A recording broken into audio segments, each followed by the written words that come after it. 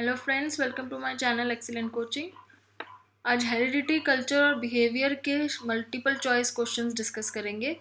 और इसमें बेसिकली हमने जो नेचर वर्सेस नर्चर के बारे में डिस्कस किया है, कुछ चीज़ें हमने जेनेटिक्स के बारे में डिस्कस की है जिसमें हमने क्रोमोसोम्स, डीएनए, ट्विन स्टडीज़, इन सब चीज़ों के बारे में डिस्कस किया है। हमने 11th-12th की वीडियोज़ में पढ़ा था और आगे चिकरेली की और बैरन की वीडियोज़ में भी पढ़ा है। तो उन सब से रिलेटेड कुछ क्वेश्चंस हैं यहाँ पे जो आपको एज मल्टीपल चॉइस आ सकते हैं किसी भी एग्ज़ाम में। तो इसको भी डिस्कस कर लेते हैं ताकि आपके वो कॉन्सेप्ट थोड़े से और क्लियर हो जाए। क्वेश्चन नंबर 1 है, all of the following are criteria for instinctive behaviour except. मतलब यहाँ पे इंस्टिंक्टिव बिहेवियर की बात कर रहा है। हमने इंस्टिंक्टिव बिहेवियर के बारे में डिस्कस किया था कि कुछ ऐसे बिहेवियर होते हैं जो हमारे अंदर पहले से ही इन्नेट होते हैं। इन्नेट मतलब बाय बर्थ होते हैं। जैसे कि इंस्टिंक्ट उसमें से एक है, रिफ्लेक्सेस उनमें से एक है। तो उस तरीके से इंस्टिंक्ट बिहेवियर जो होते हैं उनके क्या क्राइटेरिया होते हैं, कुछ क्राइटेरिया होते हैं। उसमें से ये चारों में से एक है जो नहीं है। तो ये वही पूछ रहा है कि जो इंस्टिंक्ट बिहेवियर होता है, जो एनिमल्स के अंदर, ह्यूमंस के अंदर ऑलरेडी जो बिहेवियर बाय बर्थ होता है, उसका क्या क्राइटेरिया होता है और कौन सा इसमें से नहीं है। तो जैसे पहला बोल रहा है, पहला point, behaviour should be genetically determined. तो ये बिल्कुल सही है इंस्टिंक्ट बिहेवियर के लिए कि ये जेनेटिकली डिटर्मिन्ड होता है, ये हमारे जीन्स में होता है। दूसरा है कि बिहेवियर शुड बी अनलर्नड। ये पॉइंट भी बिल्कुल ठीक है कि अनलर्नड होता है। अनलर्न मीन्स ये बिहेवियर हमें एक्सपीरियंस से या लर्निंग से नहीं सीखते हैं, ये हमारे अंदर ऑलरेडी प्रेजेंट होती है। कुछ चीज़ें, कुछ ऐसे बिहेवियर होते हैं जो हमारे अंदर ऑलरेडी प्रेजेंट होते हैं। जैसे आपकी आंखों के सामने अगर कोई फूंक मारे तो आप आंख बंद करोगे सडनली, वो रिफ्लेक्सेस है, वो इंस्टिंक्ट बिहेवियर है आपका। आप अपने रहने का, खाने का इंतज़ाम करोगे। जब भी कोई भी एक नॉर्मल ह्यूमन होगा वो हमेशा इस चीज़ को इंश्योर करेगा कि उसके रहने की कोई जगह हो, खाने की कोई ज़रिया हो। तो वो सारे बिहेवियर इंस्टिंक्ट्स हैं। तो वो अनलर्नड होते हैं, वो हम सबको ही पता होता है कि हमने करना है, लर्निंग की ज़रूरत नहीं होती उसमें।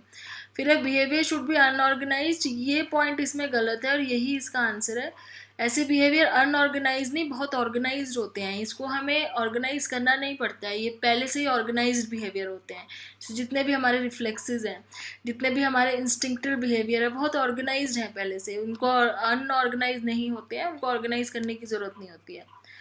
चौथा पॉइंट बिल्कुल ठीक है, बिहेवियर शुड बी कंसिस्टेंट। ये कंसिस्टेंट होता है मतलब ये आपको हर एक स्पीशीज़ में, जिस पर्टिकुलर आप एनिमल या ह्यूमन स्पीशीज़ की बात करें, उन सब में ये चीज़ दिखेगी। तो इसमें जो चीज़ ऑड है वो ये है कि बिहेवियर शुड बी अनऑर्गेनाइज। ये गलत है। इंस्टिंक्टिव बिहेवियर ये भी बहुत ऑर्गेनाइज्ड बिहेवियर के अंदर ही आता है। फिर है second point, a moth attracted to a lighted lamp in is an example of. अब यहाँ पे इंस्टिंक्ट की बात हो रही थी, तो अगर मैं आपको बताऊं कि इंस्टिंक्ट्स के अंदर भी 3 टाइप के बिहेवियर हमारे आते हैं। एक को बोलते हैं हम रिफ्लेक्स, जो कि आपको पता है। दूसरा एक होता है टैक्सिस। टैक्सिस कैसा बिहेवियर होता है, आपने एनिमल्स में देखा है ना कि वो किसी चीज़ को देख के कभी कभार उसकी तरफ चल के आते हैं या उससे दूर भाग के जाते हैं। जैसे यहाँ पे एग्जांपल दिया है कि लाइट अगर जल रही है तो जितने भी मॉथ होंगे वो उसकी तरफ अट्रैक्ट होंगे। ऐसे ही अगर आपने ज़मीन पे कुछ मीठी चीज़ फेंकी हुई है तो जितनी भी चींटियाँ हैं वो उसकी तरफ अट्रैक्ट होंगी। तो ये इस तरह का बिहेवियर को टैक्सिस बोलते हैं। ये भी एक इंस्टिंक्टिव बिहेवियर है, ये वो सीखते नहीं है, लर्न नहीं करते हैं, ये उनके अंदर पहले से होता ही है। मॉस्किटोज़ है, मॉस्किटो जब भी एक कोई ह्यूमन होगा आसपास, मॉस्किटोज़ उसके आसपास घूमेंगे, क्योंकि वो उसके ह्यूमन बीइंग से जो कार्बन डाइऑक्साइड रिलीज होता है जब वो सांस लेता है, तो मॉस्किटोज उसकी तरफ अट्रैक्ट होते हैं। तो ये जो बिहेवियर होता है इसको टैक्सिस बोलते हैं।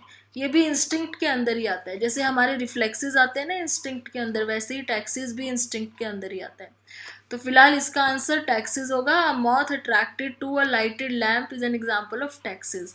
और मैंने बोला था इंस्टिंक्ट के अंदर 3 टाइप के बिहेवियर होते हैं, मैं तीसरा भी आपको बता देती हूँ।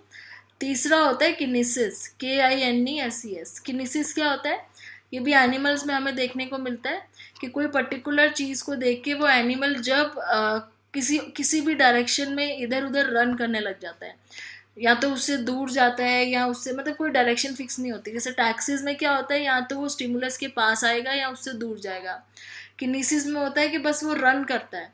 जैसे आपने देखा है कि सपोज आपके घर में लाइट ऑफ है, जैसे आपने ऑन करी, किसी भी कमरे की लाइट ऑफ है और जैसे ही आपने उसको ऑन करा, आपने देखा कि एक कॉकरोच था घर में जो भाग के बेड के नीचे चला गया। तो वो किनेसिस का एग्जाम्पल है कि वो एनिमल के अंदर एक ये किनेसिस या एक इंस्टिंक्ट है कि जैसे ही वो लाइट ऑन देखेगा वो भाग के अंधेरे की तरफ जाएगा। उसमें कोई डायरेक्शन नहीं होती है, कहीं भी जा सकता है। लेकिन अगर वो पर्टिकुलरली किसी चीज़ की तरफ आ रहा है, जैसे लाइट की तरफ आ रहा है, तो वो हो जाएगा टैक्सिस, क्योंकि ये डायरेक्शन यहाँ पे फिक्स होती है कि उसने स्टिमुलस की तरफ आना है या स्टिमुलस के ऑपोजिट जाना है। तो यहाँ पे आंसर आपका मौत वाला जो है ये होगा टैक्सिस। फिर क्वेश्चन नंबर 3 पे आते हैं, which of the following skills mature. अब हमने मैच्योरेशन के बारे में भी सुना है, लर्निंग के बारे में भी सुना है। कुछ चीज़ें होती है जो हमें लर्न करनी पड़ती हैं, जैसे कि आपको ये चीज़ लर्न करनी पड़ती है कि गाड़ी ड्राइव कैसे करें, लेकिन बहुत सारी चीज़ें ऐसी है जो मैच्योरेशन से ही हो जाती है, हमें लर्न नहीं करनी पड़ती। तो इसमें से कौन सा ऐसा स्किल है जो मैच्योरेशन के साथ ही आती रहती है हमें बिना लर्न किए भी। अगर जैसे रीडिंग है, रीडिंग आपको लर्न करनी पड़ती है, आपको पता है बच्चों को पढ़ना सीखना पड़ता है बचपन से स्कूल जाने के लिए। गेम कोई खेलनी है आपको लर्न करनी पड़ती है। राइटिंग लर्न करनी पड़ती है, लिखना कैसे। लेकिन वॉकिंग क्या आपको लर्न करनी पड़ती है? नहीं करनी पड़ती। वॉकिंग हमेशा हमें मैच्योरेशन से आती है। अगर आप दो बच्चों को कंपेयर करो, एक ऐसा है जिसको आपने वॉकिंग करने के लिए ज़्यादा अपॉर्चुनिटी नहीं दी, बस उसको आप बिठा के रखते हो, वो धीरे धीरे बड़ा होता जाता है। दूसरा बच्चा ऐसा है जिसको आप खूब वॉकिंग कराते हो इधर उधर, लेकिन दोनों में ही आप देखोगे कि वॉकिंग की एबिलिटी बराबर होगी। ऐसा नहीं है कि जिसको आपने बिठा के रखा वो अभी बड़ा होके चलना सीखेगा। तो जो वॉकिंग का जो पार्ट है, हमारा जो स्किल है, मोटर एबिलिटीज़ जो हमारी होती हैं, ये मैच्योरेशन के साथ बढ़ती है, ना कि लर्निंग के साथ। लर्निंग से ये और ज़्यादा फाइन हो सकती हैं, और ज़्यादा बेटर और फास्ट हो सकती हैं। लेकिन एक जो प्रोसेस ऑफ वॉकिंग है या जितनी भी मोटर एबिलिटीज़ है, ये हर ह्यूमन के अंदर बाय मैच्योरेशन अपने आप बढ़ती रहती है। इसमें से ये कह रहे हैं कि कौन सा स्किल है जो लर्नड है। दैट मीन्स इसमें से 3 ऐसे हैं जो मैच्योरेशन से अपने आप होते हैं, बस एक ऐसा है जो हमें लर्न करना पड़ता है। तो एक स्पीच दिया हुआ है, सोशल बिहेवियर दिया हुआ है। प्रीहेंशन का मतलब मैं बता देती हूँ आपको। प्रीहेंशन का मतलब होता है किसी भी चीज़ को पकड़ना, एबिलिटी टू ग्रास्प ऑब्जेक्ट। तो क्या ये हमें सीखना पड़ता है? आपको पता ही है, छोटे बच्चे, उनके अंदर पहले से एक रिफ्लेक्स होता है ग्रास्प करने का, तो ये हमें नहीं सीखना पड़ता है। स्पीच, मुंह से आवाज़ निकालना, ये पहले से ही हमारे अंदर होता है। बच्चा रोता है, उसके मुंह से आवाज़ निकलती है, तो मुंह से बोलना, स्पीच, ये भी होता है पहले से। सोशल बिहेवियर, सोशल बिहेवियर में हम क्या करते हैं, जैसे कि नॉर्मली हम दूसरों को देखते हैं किस तरीके से वो बिहेव कर रहे हैं, तो हम धीरे धीरे उस तरीके से बिहेव करना अडाप्ट कर लेते हैं। तो कौन सा ऐसा स्किल है जिसको हमें स्पेसिफिकली लर्न करना पड़ता है? वो है रीडिंग, जिसको हमें स्पेशली एक ट्रेनिंग चाहिए होती है, जिसकी बाकी चीज़ों की ट्रेनिंग ज़रूरत नहीं होती, वो चीज़ हमारे अंदर ऑटोमेटिकली मैच्योरेशन के साथ आ जाती है। लेकिन रीडिंग एक ऐसी चीज़ है जिसमें आप ट्रेनिंग नहीं दोगे, क्लासेस नहीं दोगे, किसी को फॉर्मल ट्रेनिंग नहीं दोगे, तो वो नहीं कर पाएगा।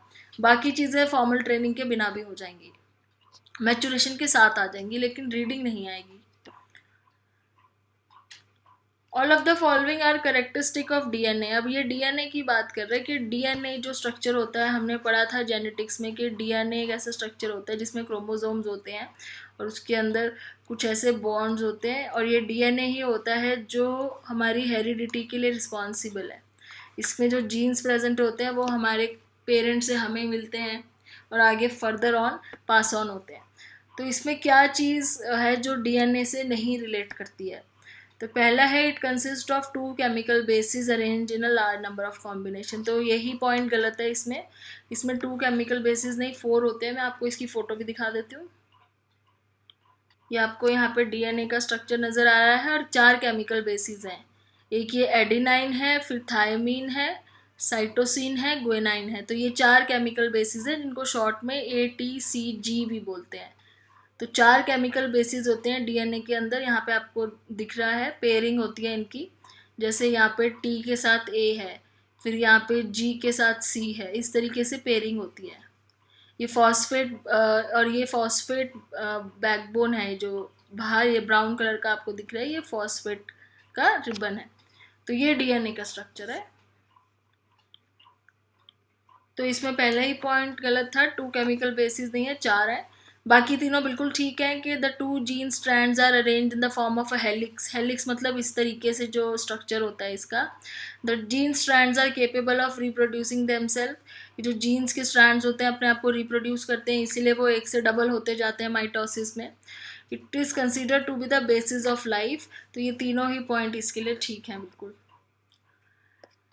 Next question, which of the following is not true about fraternal twins. Fraternal twins कौन से होते हैं? जो दो अलग अलग जिसमें दो अलग अलग एग्स में अलग अलग स्पर्म फर्टिलाइज करते हैं, तो दो अलग अलग जाइगोट बनते हैं और उन ट्विंस की आपस में जो शक्ल जो है वो नहीं मिलती है। होते वो ट्विंस है लेकिन आपस में नहीं मिलते हैं। उनके जीन्स भी हेरिडिटी के जो कैरेक्टरिस्टिक्स होते हैं वो भी थोड़े बहुत अलग अलग होते हैं, सेम नहीं होते हैं।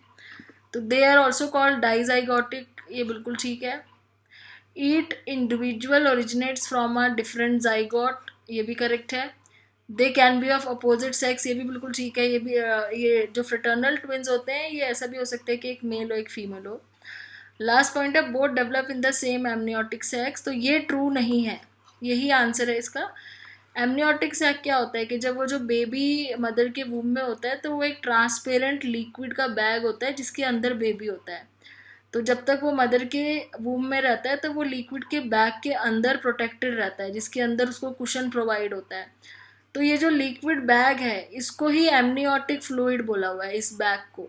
तो ये जो ये बोल रहे हैं कि both develop in the same amniotic fluid, तो ऐसा नहीं होता। जब फ्रेटर्नल ट्विंस होते हैं उन दोनों का एमनियोटिक फ्लूइड बैग अलग अलग होता है। और अगर मोनोजाइगोटिक ट्विंस हैं जो आइडेंटिकल होते हैं उनका एक ही होता है, तो वो एक ही बैग में दोनों होते हैं। लेकिन अगर फ्रेटर्नल है तो उनका जो एमनियोटिक सैक है, ये जो बैग है, अलग अलग होता है।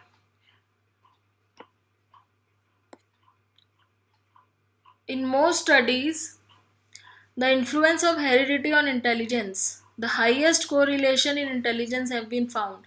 तो हमने ये इंटेलिजेंस में पढ़ा था कि जब हमने इंटेलिजेंस की कंपैरिजन किया दो ट्विंस के बीच में, फ्रेटर्नल ट्विंस और आइडेंटिकल के बीच में, तो सबसे ज़्यादा हाईएस्ट कोरिलेशन हमें किस में मिला था? सबसे ज़्यादा हाईएस्ट कोरिलेशन हमें मोनोजाइगोटेड ट्विंस में मिला था, कि जो आइडेंटिकल ट्विंस होते हैं कि उनकी इंटेलिजेंस सबसे ज़्यादा कोरिलेट कर रही थी। Next, which of the following disorders can be genetically inherited. कौन से ऐसे डिसऑर्डर हैं जो जेनेटिकली इनहेरिटेड हो सकते हैं?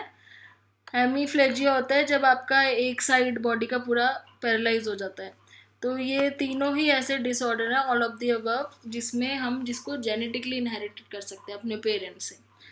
तो ये आपके यहाँ पे एमसीक्यूज खत्म हो गए हैं। अब इसी चैप्टर से रिलेटेड नेक्स्ट वीडियो में fill in the blanks discuss करेंगे। Thanks for watching.